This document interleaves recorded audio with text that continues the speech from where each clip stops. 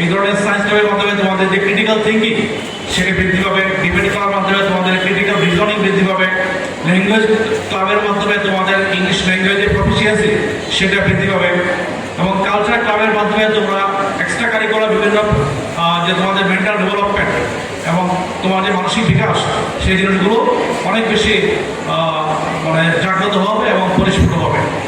সময়টা তাদের ভালো কাটবে। যে এডুকেশন উইথ মানে হ্যাপিনেস একটা কথা আছে যে আপনি যে পড়ালেখাটা করবো যেখানে কালচারাল অ্যাক্টিভিটিসগুলো জোর দিয়েছে, এবং আমাদের স্পোর্টস এই ধরনের বিভিন্ন ইয়ের উপর তোমাদের নেতৃত্ব লিডারশিপ ডেভেলপ করবে, তোমাদের মেন্টাল ফ্যাকাল্টি বিকশিত হবে, এবং তোমরা সুনাগরিক হিসেবে দেশের শেষ আমরা যদি এটা ভেবে নেই তাহলে কিন্তু আমরা চরম মাত্রায় একটা ভুল করবো। তোমাদের প্রত্যেকটি কাজ তোমাদের আমাদের এই কাজগুলো পজিটিভ আউটকাম বয়ে নিয়ে আসতে পারে সেই প্রদর্শন আমার থাকবে। Thank you. আসসালামু আলাইকুম।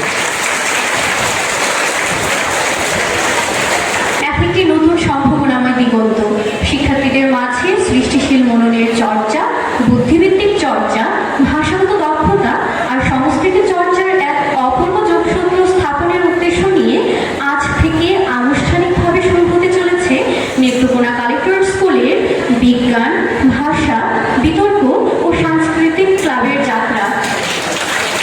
I want to thank my school authority for giving me the opportunity to tell something before our honorable guests.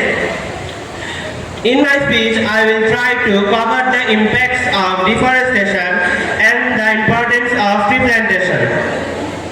Dear audience, you all know about the current weather situation of our earth, and that is the Super El Nino. The Super El Nino has brought a bigger impact in our daily life. It has changed our earth. For Super El Nino, one part of the world is facing extreme heat waves and another part is facing different type of brutal natural calamities like flash floods, earthquake, etc. আমরা বলি যে আমরা পরীক্ষার বিপক্ষে নয়, কিন্তু আমরা বলছি যে পরীক্ষা প্রয়োজন, একমাত্র প্রকৃত মূল্যায়ন নয়।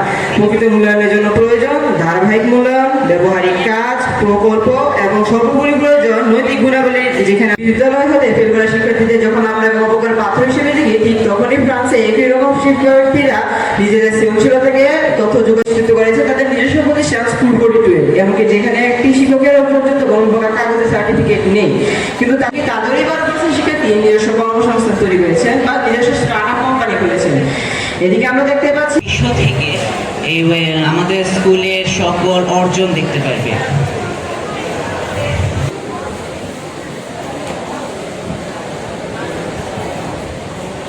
হ্যাঁ,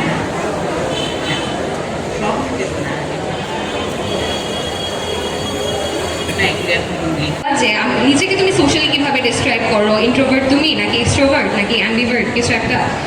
তারপরে হচ্ছে কি আমরা কি টাইপের এনকারেজমেন্ট তো হচ্ছে কি স্টুডেন্টরা খুঁজছে নিজের জন্য, কি টাইপের ব্যবহার সে মাথায় এখন সবচেয়ে বেশি চিন্তা কি থাকে। এখন আমরা জানি বাংলাদেশি স্টুডেন্টরা অনেক বেশি চিন্তা থাকে হচ্ছে কি যারা এসএসসি এইচএসসি বোর্ড এক্সামিনেন্স থাকে তাদের হচ্ছে গিয়ে